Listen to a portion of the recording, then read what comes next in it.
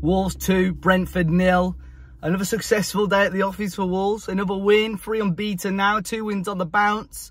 I think that is 5 clean sheets in 6 for Wolves at home as well. So things are starting to turn out okay. You know, the job isn't completely done yet. And in the words of Lopetegui, there's 7 more cup finals to go. But today felt fairly stress-free.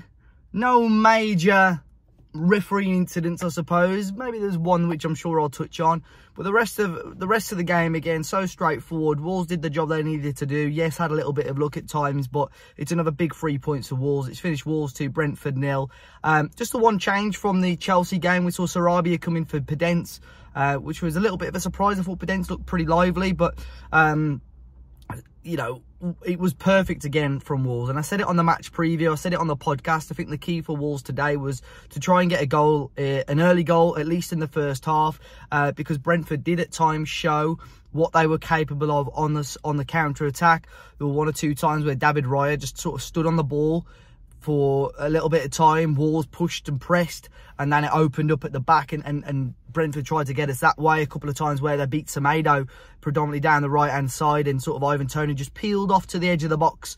And another day it could have been different, but Wolves defensively again so solid today, and it's fantastic obviously to score the first goal. And it was that man Diego Costa who we've been waiting and praying for him to score. I thought he had a pretty good game against Chelsea last week, and today, even before his goal, I thought he was fantastic. His hold up play, his flick-ons, he played a great ball through to Cunha, who probably should have done better with his chance as well, and he had a little bit of fortune for his goal as well. Totti whips the ball in, Costa doesn't quite trap it right, and then the sort of clearance from the Brentford player comes back off Costa. I think it was the side of his foot and into the back of the net. That's the luck you need, especially when you're a striker. You know, in the situation that Costa's in, you do not care how that ball ends up in the back of the net. You just want your name on the score sheet, and he's got exactly that. And hopefully that's not the last goal he scores for Wolves. Hopefully we see him score a few more before the end of the season. But really, it was just straightforward for Wolves. Didn't really have to get out of first gear. I thought Brentford probably would have been disappointed with their performance. Probably didn't get the ball up to Ivan Toney enough. Just a little bit sloppy in that final third. But Wolves just did everything absolutely right. Again, the second goal, I think there was a little bit of fortune, but we made that look because Mateus, who I thought, again, Mateus Nunes, had another fantastic game today. Beats 2 or 3 Brentford players on the right-hand side. His cross comes in, and a really poor attempt of a clearance by the Brentford player allows Hwang, Hee-Chan, who comes off the bench, to score an easy finish. But it was weird before the game today. I did have a bit of a feeling about Diego Costa. I'm sure many people did. My dad told me before I left, put a bet on Diego Costa to score. Obviously, I didn't. Otherwise, he wouldn't have scored.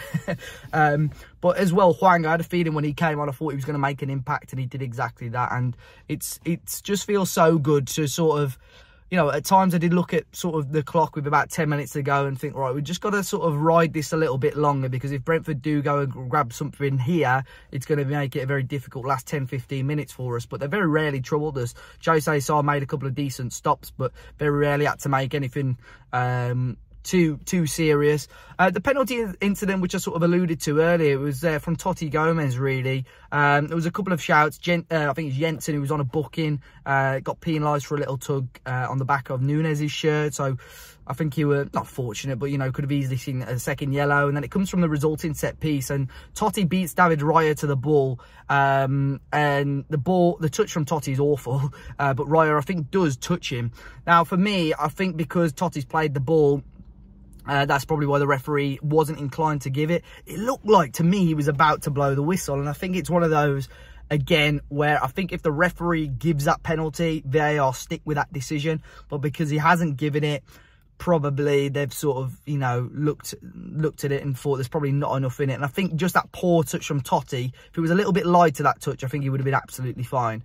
Obviously, it didn't cost us in the end. We went and got the second goal after that and secured the victory. But I'm just wondering now for next week, we're away at Leicester. Wolves are now 1-2 on the bounce, unbeaten in 3. And the 2 wins were without Ruben Neves. He's obviously available for selection again. It's a difficult decision for Lopetegui. Does he just bring Neves back into the team? Because I think the way that we're playing right now is good. And it's allowing us to play better attacking football in some senses. I think João Gomes is just a live wire. It'd be so harsh if he's dropped. I don't think you drop Lamina either. So it's a really, I don't envy Lopetegui at all for that decision. You know, as your captain, Neves, probably one of your highest earners. And obviously, he tried to convince him to sign a new deal. But when you're on good form, surely that the player understands that. So we'll be interested to see how things go. But it's another fantastic win for Wolves. Another step in the right direction. Obviously, not sealed yet, but I'm starting to feel a lot more confident. I'm really happy with our change in fortunes. And I think, again, the substitutions were exactly right. Adama Traore, Matinho to see the game out. Hwang coming on to add that extra boost of energy. And yeah, brilliant 3 points to Wolves. It's Wolves 2, Brentford 0. And yeah, have a good weekend, guys. And I'll catch you guys very soon. Be sure to hit the like button, subscribe to the channel if you're new. Enjoy the rest of your weekend. And I'll see you all very, very soon.